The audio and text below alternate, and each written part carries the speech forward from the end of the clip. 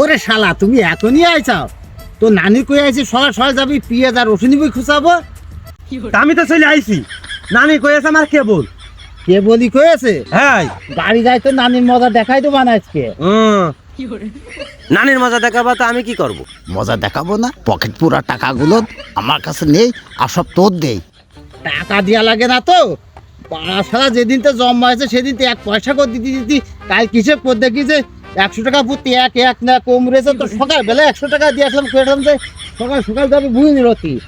না না না, আমি পেঁয়াজ আর রসুন আসছে 1 কেজি মতন তুলে আমি ব্যস্ত, আমার পকেট কাগজ লাগে, আমার লাগবে।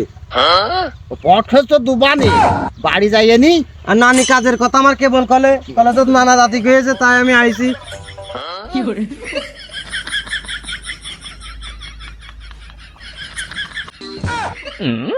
শালা কাজ না করে এসে ঘুমোচ্ছাও? সকালবেলায় ডেকে আইসে আর এখন বেলা বাজে 12টার, এখন এসে তো ঘুম হচ্ছে বুঝতে? ঘুম হয় না রাত্রি? কাজ করো। আমি না না না কাজ করবো না, আমি পেঁয়াজ বই নিয়ে যাবো না। তুমি জানো না আমার রাত্রে ঘুম হয় না? তোমরা যে ঘরে শোও সেই ঘরে হচ্ছে গরম থাকে, আমি সারা রাত ঘুমোতে পারি না তোমাদের ওই গরমের শোধনে। আমি কাজ করবো না, আমি চলে গেলাম, আমি তোমার কাজ করবো না। এই সম্বন্ধে তুই কনে যাচ্ছিস? তো বুঝি নিল কাল রাত্রি তো নানির কলাম যে শিমুল তুলে পুরো লেপটা দেয় আমার নানা, আর এখন কিন্তু আমার ঘুম হয় না। বুড়ো বয়স আমার বউটা দিতে করছি। আরে না, ওই লেপ নিলে কি ঘুমাই? ওই লেপে আর বেশি গরম হয় না, বেশি আমার সমস্যা হয়। তোমরা ওই পাশের ঘরে শোও, ওই ঘরের তোমার তাপ আসে, তুমি বুঝবা না, তুমি বুড়ো হয়ে গেছাও, কি বুঝবা? এখন আমার ওই লেপে কোনো কাজ হবে না, আমার ওই কাবাস্টুলের ওই লেপেও কাজ হবে না, আমার হচ্ছে ওই তুমি বোঝো না, ওই লাগবে আমার।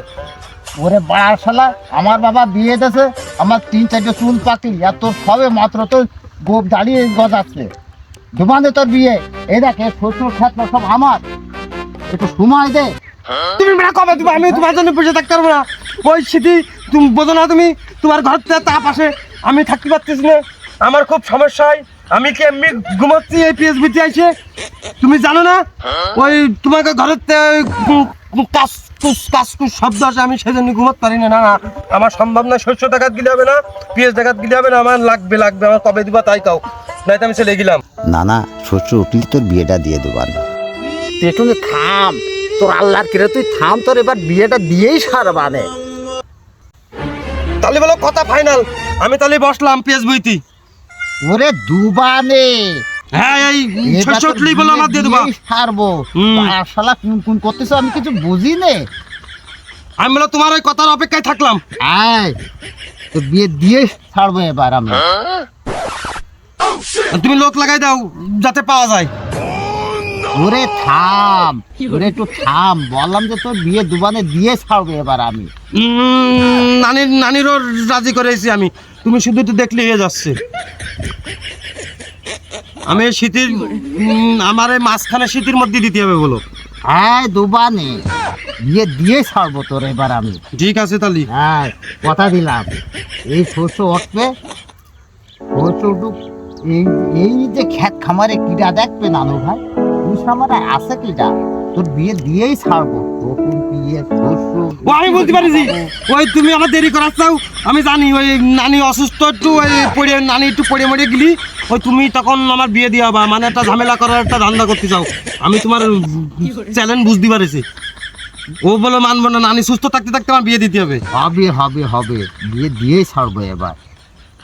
তাহলে আমি আমি বলে দিলাম না না, কথা ফাইনাল মাঠে ইমদাদ বলো। এ না না যাইস নে, ওরে তোর বিয়ে দিয়ে ছাড়বা দর খলি, দুই ভাই একসাথেই বিয়ে করে নিয়ে চলে আসবানে। তুমি কি দেখেছো কবু জীবনের পরাজয়, দুঃখের দাহুনে করুণ রাধুনে তিলে তিলে তারে খাওয়ায়, তিলে তিলে তারে খাওয়ায়।